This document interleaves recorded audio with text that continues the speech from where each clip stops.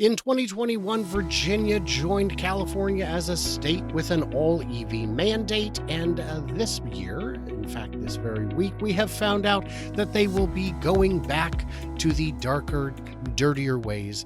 They will be leaving that coalition, and we're going to find out why. I'm joined this week by Mark from the Tesla Life, as I sometimes am, and we're going to get into it and figure out what the heck is going on. I'm Brian. Welcome to Future Ozza.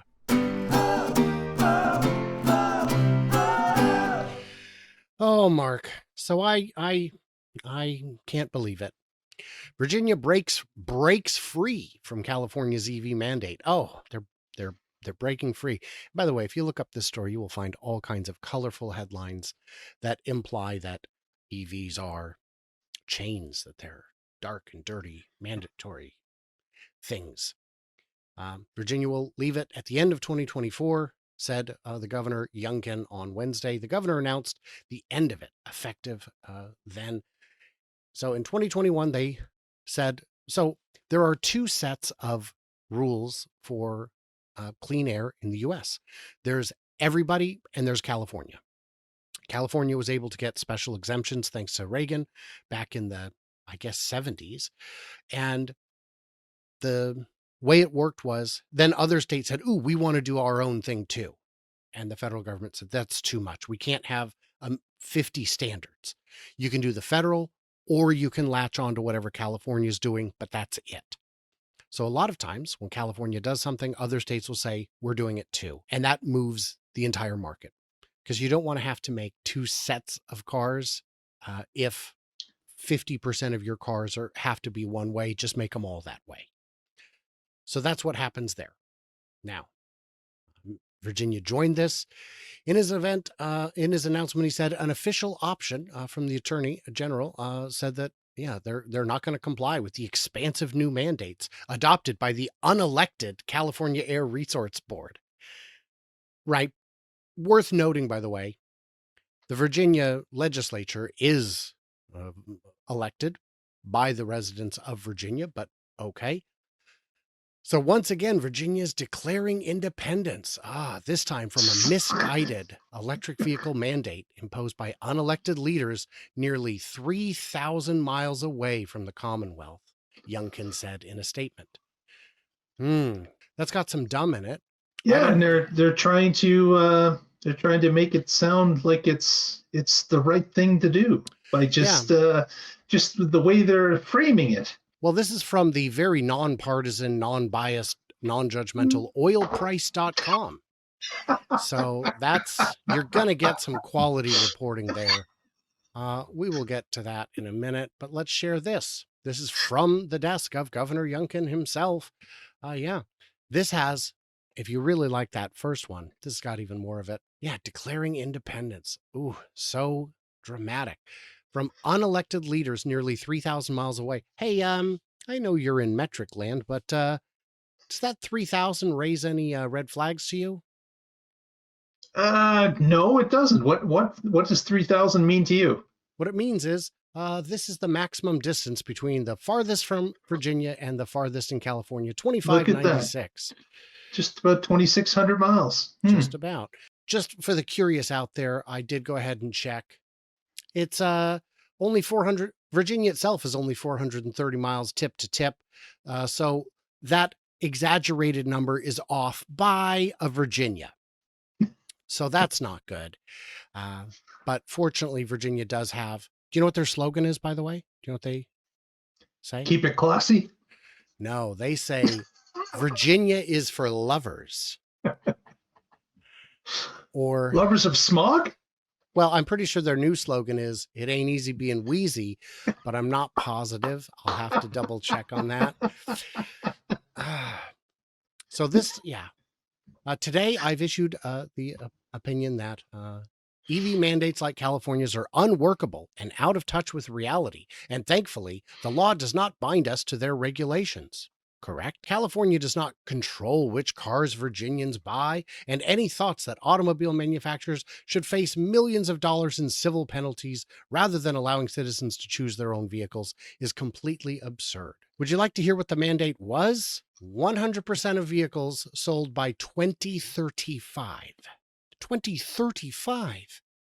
That's so long. From 2035 is the kind of year that didn't exist in movies set in the future when I was growing up. I mean, 2015 was crazy. 2035. What? Yeah. Beginning in 2026, it would start to mandate a phase in, but that's still a couple years out, guys. So, and yeah, there's, of up to 20,000 per vehicle sold. It wouldn't be because manufacturers are manufacturing more and more electric cars, especially in the US. Volvo just opened their plant making EVs in the US. Yeah. Hyundai has moved forward their plans to build EVs in the US sooner rather than later. Ford, GM, all of them have factories in the works or already turning out vehicles. Even Stellantis. What are they selling? What do they got? They got the Pacifica minivan. Is that going They've to be got electric? Well, yeah, is it's it? partial electric, right? Well, I mean, under the law, yes, that one actually qualifies under this law Yeah. towards a transitional vehicle for sure. They've got the Charger that they're going to come out with. I hope so. That one looks loud. Why are we doing an external speaker again? It's okay. You can turn it off, and I promise you, within a week, everyone will, because you feel a It's little tough. silly. It's tough being wheezy. Oh gosh. Well, all the cool kids have asthma, so I just pretend to have asthma. That's not great. I did have someone harass me for my asthma, and I pointed out that the only thing my mother ever gave me was grief and asthma. So I apologize if my heavy breathing does a little too much to stir your cocoa, but I can't help it. Let's see. So yeah, these are all, I don't know if this is the opposite of virtue signaling. It feels like it. Vice signaling, I guess you might say, but it's frustrating and This is harmful. just a governor, pushing to a base that he believes is the majority that's going to get him in next term. That's what this is. It's somebody that's moving the word salad around to make it look like, oh, we're rebels. We're not just going to follow along the sheep that are going in the EV direction. We're going to let consumer buy whatever they want to buy. We're not going to put undue taxes on the manufacturers. We're going to let them make the vehicles they believe they will sell. Like this is silliness. It is silliness. I love this part here. Virginia auto consumers and dealers could be forced to bear these costs. Not only would this leave auto dealers with less money to pay staff, offer raises, and grow their businesses, it could force many small dealers to permanently close their doors. How on earth would a small dealer be forced to close? Cars cost what cars cost. People need cars, they buy cars. We know from the shortage during the pandemic that the cost of the car didn't matter. People kept buying them even if they couldn't afford them. So don't give me that nonsense. And you and I had a show just a couple days ago where we talked about used car prices being quite reasonable. So don't give me that nonsense. If I wanted a load of manure that big, I'd head back out to the pumpkin patch. I'm sure they have bargains this time of year, but it's ridiculous. And in terms of so if you're thinking there's going to be a $20,000 fine, your state gets that, right? That money goes to you, right, Governor? I mean, not you personally, but to your state. And the truth is, it wouldn't cause that kind of problem because by 2035, there will be enough electric cars to go around. So, And even on top of that, Brian, the CARB taxation has the ability to trade between automakers. So if yeah. somebody has extra CARB credits, they can sell them and move it around so the fines don't bite that deep. And that's the real problem is people like Rivian would be selling credits, and we don't like that. People like Tesla would be selling credits. People like Lucid would be selling credits, and we don't like that. We want people to choke on fumes. I'll tell you, I'm thinking these particular politicians may have enjoyed lead fuel at one point, at least Yeah. having it in their air that they breathed as children during the years their brain was most susceptible to harm. Yep, changing the state's motto from Virginia's for lovers to now Virginia's for Weezers. Probably a good Mm-hmm. idea. Get that out front now. Yeah, I do. I mean, Virginia's for lovers. First of all, I've never been to Virginia. I don't think my odds would improve there, but all right. But really, it ain't easy being wheezy is what we got to go with because it's just got a nice ring to it. I was going to mock up a state sign, but I just didn't feel like it. Uh, I will mention that Mark and I will both be in Muskegon in a matter of days for the big event.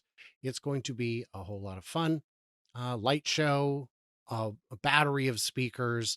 And then even on the 16th, we're having Plaid Day where we're going to have cyber trucks that you can ride in. That's a separate ticketed event at an undisclosed location. But there will be all kinds of cars out there. We expect to have Mach-E's, we might have a Lucid out there, Plaids, of course. It's going to be a whole lot of fun. So very fun, very stressful. But I'll be going out there, and you will be going out there. I have Absolutely. decided. Looking forward to it, Brian. It's going to be fun because then I will have met 2/3 of the Tesla Life crew, which is exciting. I had a chance to apply peer pressure to Patrick because he lives like an hour from me and we'd never met. So he showed up and said, "Ha, I got here before Mark. Nice to meet you." And then, yeah, so that was great. And of course, if you want to support me on my journey, there are ways to do it. It's linked in the description below, but you know, there's what I really need is a corporate sponsor. I need like an organization that says, "Hey, we also support your mission. And unlike you, we have funding. So we're going to make your job a little easier." But I don't know how If to. anybody out there can help him with that, Yeah, please if reach anybody out. knows, if anybody has an organization that's trying to get messages like mine out, please, for the love of all that's holy, uh, let me know. So what did we miss? What did we misunderstand? Leave it in the comments below. Like, subscribe, do what you got to do. Smash thumbs. Head over to the Tesla Life where Mark, Casey, and Patrick do their weekly thing, as well as express shows on Friday and sometimes other days as well. It's a lot of fun. I enjoy hanging out there, as Mark knows all too well, like a little too well, he knows. So guys, leave it all in the comments. You know what you got to do, and stay tuned, stay juicy, and I cannot wait to hear from you clever robots on the next thrilling installment of Futuraza.